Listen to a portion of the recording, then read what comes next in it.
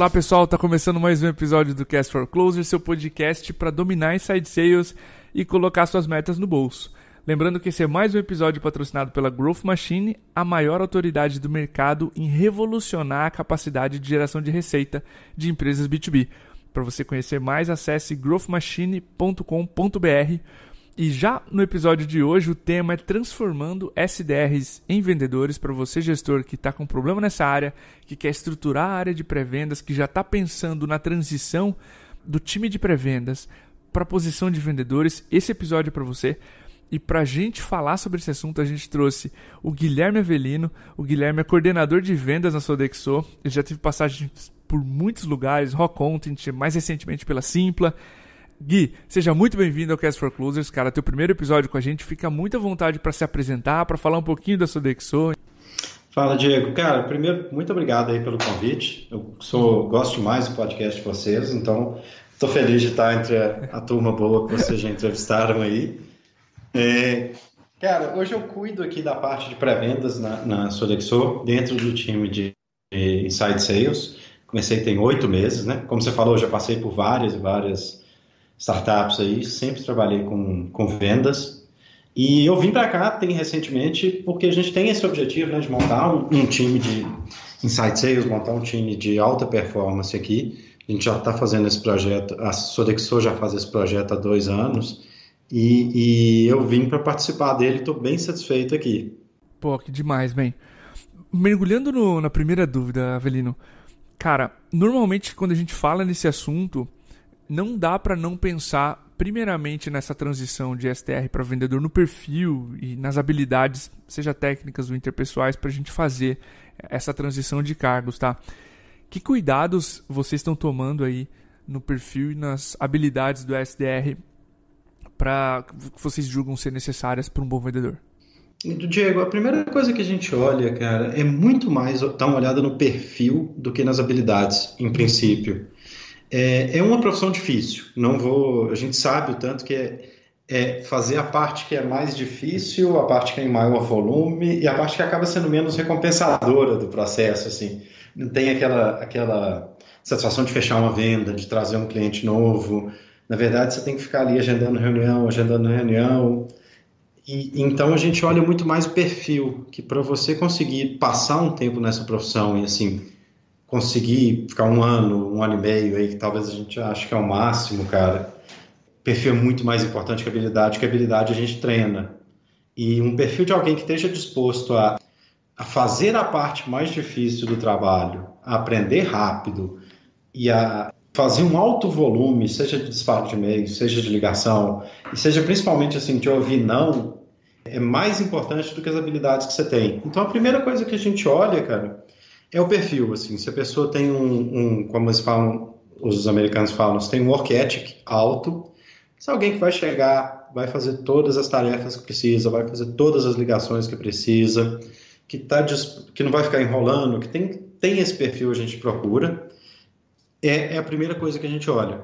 Segunda coisa que a gente olha, cara, no perfil é se a pessoa tem uma certa ambição, e aí no melhor sentido possível, assim, poxa, eu estou querendo começar minha carreira num lugar que eu consigo aprender mais rápido. Então, isso para mim é importante também, porque alguém para ficar com uma SDR um tempo, a pessoa tem que ter uma visão um pouco além, sabe? Tem que estar preparada para virar um vendedor mesmo. Então, essas duas características para mim hoje em dia são as mais importantes. Alguém que está disposto a fazer o trabalho, a ouvir não, e alguém que está disposto não, né? Que tem o interesse em seguir uma carreira nessa área. Em termos de habilidades, eu vou ser muito, muito sincero que eu não tenho olhado. Se já fez esse trabalho antes, tudo bem, mas não chega a ser algo que elimina um candidato. É legal você ver alguém, né? Ah, não, já trabalhei 6 meses aqui, 2 meses ali, mas não chega a ser nenhum tipo de... A gente não corta ninguém por causa de habilidade, mas por perfil, com certeza a gente corta. Com certeza, eu concordo contigo, até porque a gente está falando da primeira posição em vendas normalmente, é uma posição de complexidade, ela é um pouco mais simples, então acho que a habilidade não é tão mandatório quanto o perfil. Isso que tu mencionou, o turnover é muito alto e é um trabalho de conhecer empresas todo santo dia. Então, se você não tiver, por exemplo, o perfil de uma pessoa curiosa, esse trabalho vai se tornar mecânico para ela, muito rápido.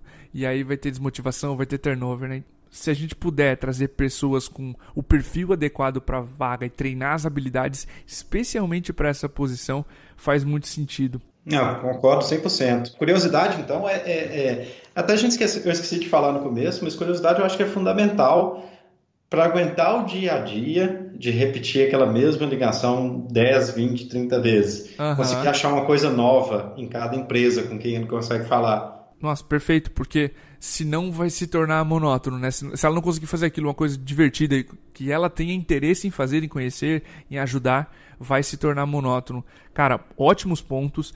Outro que eu queria mergulhar contigo são requisitos, tá? Toda empresa define os seus requisitos para se candidatar a essa transição, né, de SDR para vendas. Quais são os requisitos que vocês definem aí na Sodexo para definir quem está pronto e como é que é o processo de escolha para saber quem está pronto para começar essa transição? Tá. Hoje em dia, a gente não tem isso 100% desenhado aqui, sendo bem honesto com você, quais são os requisitos que a gente olha, mas eu acho que deve ser bem difícil olhar alguma coisa fora de os resultados que aquela pessoa teve dentro do que foi combinado.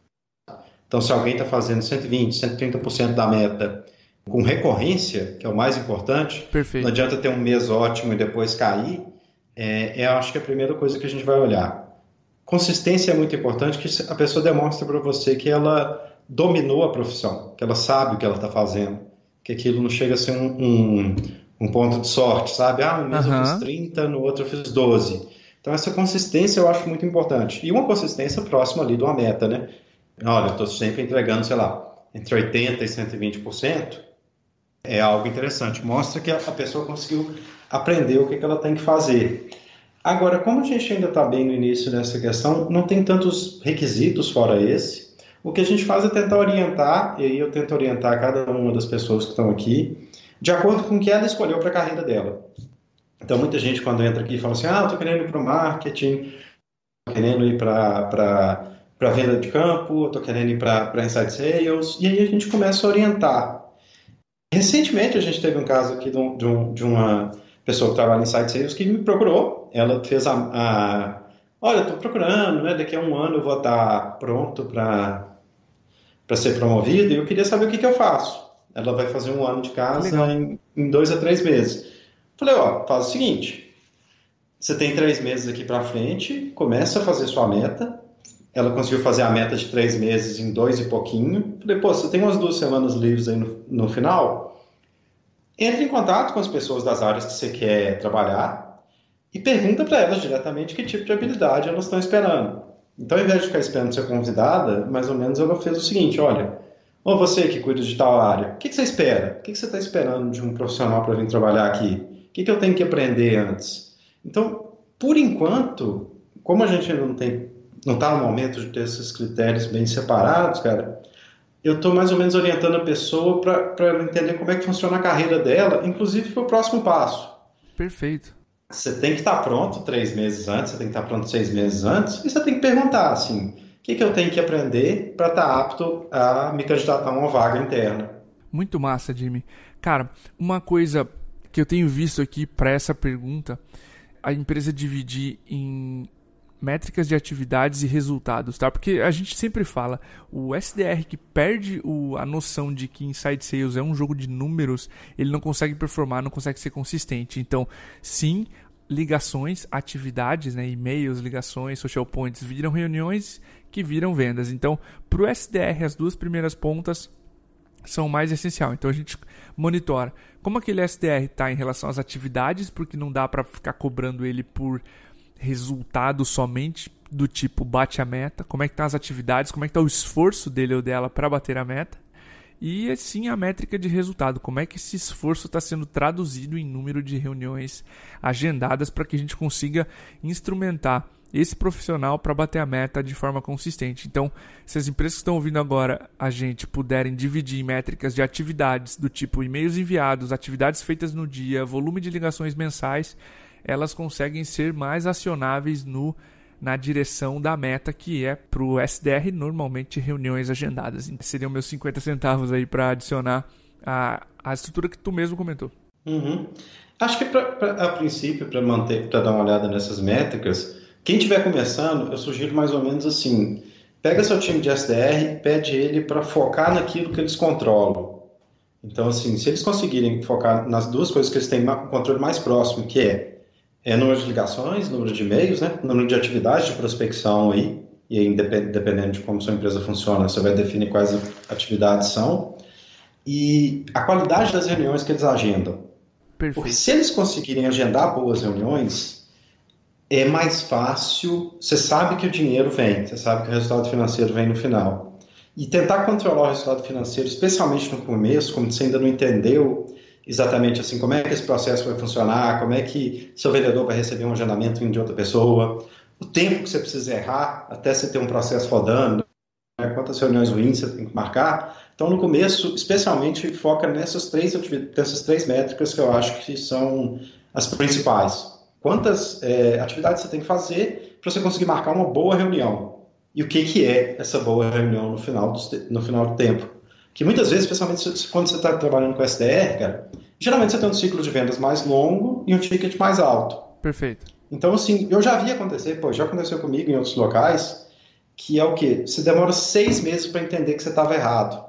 Porque você está esperando não só o ciclo da prospecção, da reunião acontecer e do contrato ser fechado, da empresa faturar. Então, muitas vezes o que você começou a fazer em janeiro estaria começando a dar resultado agora, né? Que a gente está em julho.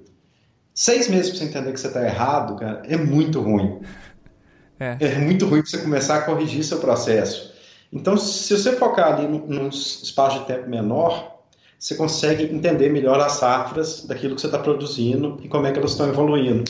Então, para quem está começando com esse trabalho, eu focaria nesses 3 números mesmo. Ótimo, cara. A minha terceira dúvida, e tem um detalhe que sempre chama a minha atenção, é a complexidade, né? A gente está falando de SDRs, a venda é mais simples, envolve menos etapas do que um vendedor. As objeções são mais iniciais e o foco é só, como a gente comentou, só.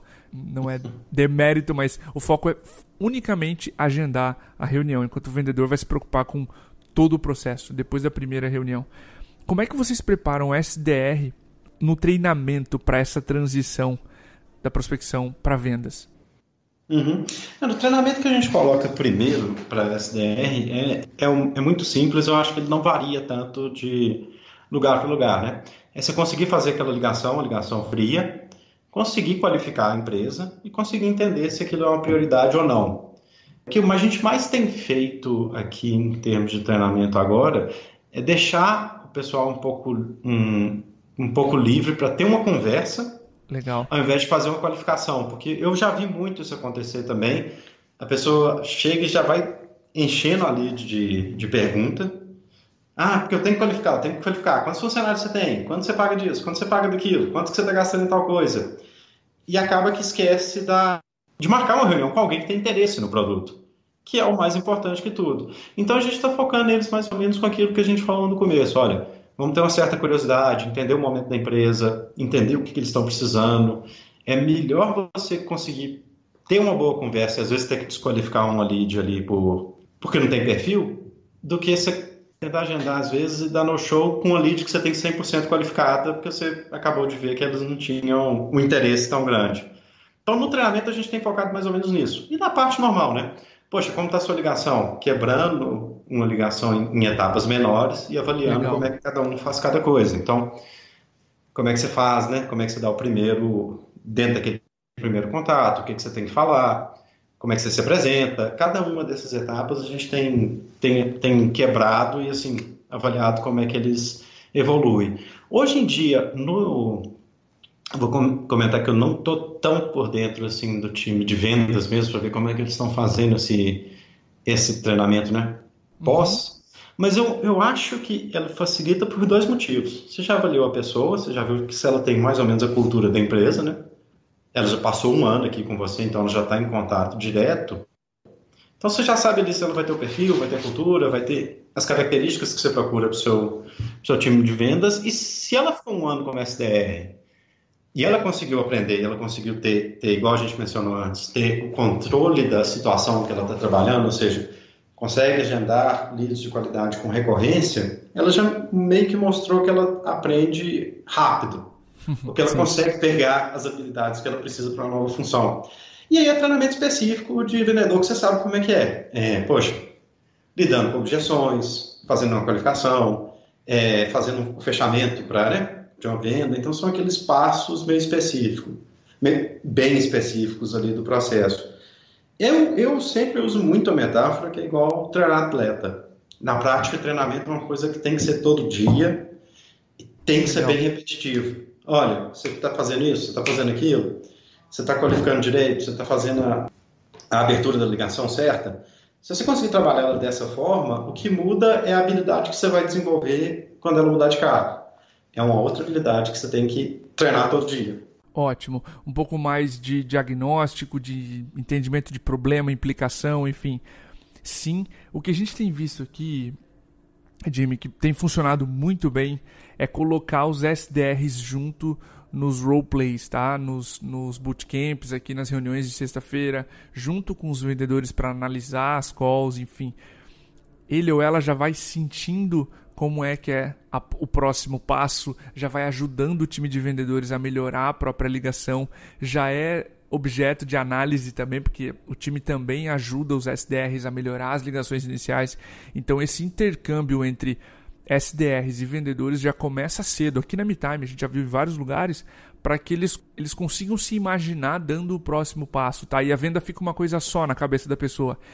Ela não compartimentaliza, porque a gente compartimentaliza para deixar didática a coisa, mas na cabeça do cliente a venda acontece uma vez só, né? Então o SDR ou a SDR já começa a se imaginar no cargo, já começa a passar pelos mesmos problemas que os vendedores passam. E, como tu mencionou, a venda é a mesma, só fica um pouco mais complexo, o diagnóstico fica um pouco mais complexo, mas ela já está acostumada a passar por coaching de ligação, por treinamento, por one-on-one, enfim, aquilo já entrou na rotina dela, um pouquinho mais complexo, mas ela já foi treinada de forma muito parecida. Eu gosto também dessa abordagem e tem uma segunda coisa aí que eu acho que fica bem legal, além dela entender, né, o processo como um todo, dela ter aquela ajuda de quem já é vendedor, que geralmente já tem uma experiência maior, tem uma vantagem que você cria uma certa unidade, assim, um espírito de equipe, que a gente sabe, cara, isso em vida de empresa acontece às vezes sem a gente ver. Se você separa duas áreas, começa a ter algumas rixas e algumas coisas ali, quando você vai ver, não tinha necessidade. Então, eu acho que manter os dois juntos tira esse problema, que na prática, assim, acontece, a gente sabe o que acontece. Então eu gosto desse tipo de proximidade, cria assim, eu sei trabalhar junto com aquela pessoa, eu sei a forma que ela quer que a reunião seja agendada. Tem gente que gosta de uma coisa muito mais qualificada, tem gente que gosta de uma venda muito menos, né? Não, só marca a primeira reunião que eu consigo dar sequência. Então você vai aprendendo a lidar com tipos diferentes de vendedor e como é que cada um interage, como é que cada um lida, como é que cada um segue seu processo. Você começa a se adaptar com aquilo. Eu gosto dessa ideia, eu acho que tem que trabalhar junto. É fundamental, assim, nas visitas que eu fiz aqui, na Sodexo a gente tem várias filiais, né, que ficam em algumas cidades do Brasil. Legal. Só você conhecer, assim, você chegar, porque a gente acaba enviando leads todos aqui de São Paulo, chegar, conhecer, ver como é que é o dia a dia, já muda, assim, completamente a relação. Nossa, demais, cara. Ótimo. Jimmy, fundamental para essa transição é o acompanhamento, cara. Como é que vocês têm monitorado esse SDR ou essa SDR, quem passou pro outro lado nesse novo papel? Como é que é isso para vocês, assim? Cara, o acompanhamento a gente ainda não... Eu não vou te falar que a gente tem um método bem definido de alguém que passou para lá. O ideal seria você fazer como sempre, né? Você pega as pessoas que se deram bem em vendas e começaram como SDR, identifica quais características que elas tinham e tenta contratar mais gente assim. Uhum. Você acompanha a evolução delas dentro de uma nova função. Na Sodexo hoje em dia, isso ainda é um pouco novo, eu não teria os números para te dar. Contando de algumas outras empresas que eu trabalhei antes, você faz mais ou menos aquele acompanhamento. A pessoa conseguiu ter um bom resultado em metas de SDR, geralmente tem um bom resultado em metas como vendedor, porque a tarefa ainda exige muito, assim, né? O work ethic, que é uma característica que a gente mencionou, ainda é muito importante se você estiver trabalhando com vendas, ou seja, a capacidade de fazer um alto volume de trabalho com qualidade, de aprender rápido, de ser curioso, eles acabam que são bem próximos. Então, assim, sendo muito, muito honesto, cara, eu conheço pouquíssimos SDRs que não se deram bem como vendedores. Então, assim, se você tem sucesso em uma área, é quase 80% de certeza que você vai ter sucesso com a outra. Perfeito. Dada a característica e a semelhança do trabalho, né? Apenas o escopo aumentando. Isso. Eu já ouvi gente falando que isso não funciona. Eu já ouvi gente falando que, por exemplo, em algumas empresas, você chega a ter um SDR sênior, que seria uma pessoa que prospectaria empresas maiores. Faz um certo sentido, porque você não quer colocar uma pessoa que tem 2, 3 meses de mercado, às vezes ligando para o C-Level de uma empresa de 10 mil, 5 mil funcionários. Que a diferença entre conhecimento de mercado ali é muito alta. Eu já vi algumas empresas que fizeram testes assim e que tiveram bons resultados, ou seja, você vai evoluindo como prospector e chega no final, às vezes você está fazendo esse trabalho junto com um vendedor enterprise, por exemplo. Legal. Nunca tentei na prática, então assim, não vou falar assim, não, isso é muito legal e tal, mas eu acho que tem alguma coisa aí, porque as dificuldades que eu vejo, especialmente com enterprise, é justamente assim, o nível de conhecimento de mercado que você tem que ter para ligar para alguém que é VP ou C-Level numa empresa grande. Mas aí, pelo tamanho do mercado também, aí já é uma coisa que faz sentido também um vendedor prospectar, que não são 50 empresas no mês. Então, eu já vi essas duas abordagens. Confesso que só conheci e trabalhei, pus a mão na massa mesmo com a primeira, e é o quê? Promover para vendedor, depois de um certo tempo, aquelas pessoas que aprendem rápido e conseguiram bater as metas. Que estão performando. Ótimo, Estão cara. performando. Não, perfeito. Faz muito sentido isso que tu comentou de ser um SDR com perfil mais sênior total. Essa é uma venda, normalmente, a Enterprise. A gente está vivendo aqui. Ela é muito customizada, precisa de prova de conceito totalmente diferente do SMB, que é um processo mais fabril, digamos assim, né? Tu consegue colocar na ponta e, enfim, qualificação, não teve decisor, não tem diagnóstico e vambora. Enfim, não dá para ser tão extremo com o Deal Enterprise, que é cada um de um jeito. Então, sim, faz sentido isso que tu mencionou com o que a gente tem visto aqui.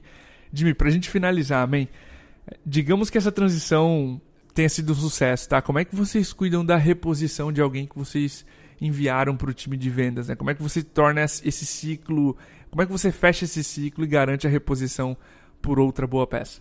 Olha, eu acho que se você está com SDR, você tem que partir do pressuposto que depois de um ano e meio, essa pessoa tem que seguir em frente. Maravilha. Porque ou ela não deu certo, e você tem que tentar ajudar ela em outro, ou conseguir um trabalho em outra área, ou ela deu muito certo, né? E se pode levar ela para a área de vendas, mas é uma área que a rotatividade ela tem que ser alta. Então você tem que ter um treinamento muito bem montado. Acho que treinamento tem que ser uma coisa assim, você tem que conseguir rampar a pessoa em, vamos supor ali, entre 3 a 6 meses, para estar no nível alto de performance. 6 meses dependendo do ciclo de vendas, né? Porque às vezes você não tem tanta oportunidade. Tanta interação para fazer, então a pessoa demora um pouco mais para aprender. Mas assim, você tem que estar contratando constantemente. Contratando, treinando. Porque um ano passa muito rápido. E, assim, você não pode segurar. É uma coisa assim, é muito mais importante se você é um gestor de SDR, você começar a orientar essas pessoas para o próximo passo de carreira. E eu brinco com o pessoal aqui que eu quero me ver livre de vocês em um ano, porque, poxa, eu quero que essas pessoas consigam outros cargos, consigam evoluir rápido na carreira. Então, na prática, você tem que ter um modelo de contratação muito mais bem resolvido. Você já leu, lógico, né? Você conhece as 5 máquinas ali que o Robert fala no livro dele. Sim. Mas a máquina de contratação sua tem que ser a mais bem azeitada, porque ela tem que trabalhar muito rápido. Você tem que contratar gente com um bom perfil, você tem que identificar, você tem que ir fazer isso com uma certa recorrência. Então, no caso, reposição, você tem que estar sempre colocando gente nova para dentro.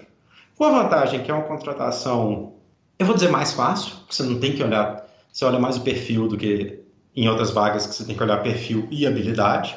Então, habilidades aí não contam muito. Você pode pegar muita gente que está ali, primeiro emprego, segundo emprego, Então, tem essa vantagem. É gente que você consegue arriscar mais em cima, porque, como eu disse, tendo um perfil de aprender, você pode arriscar com alguém que nunca fez isso antes.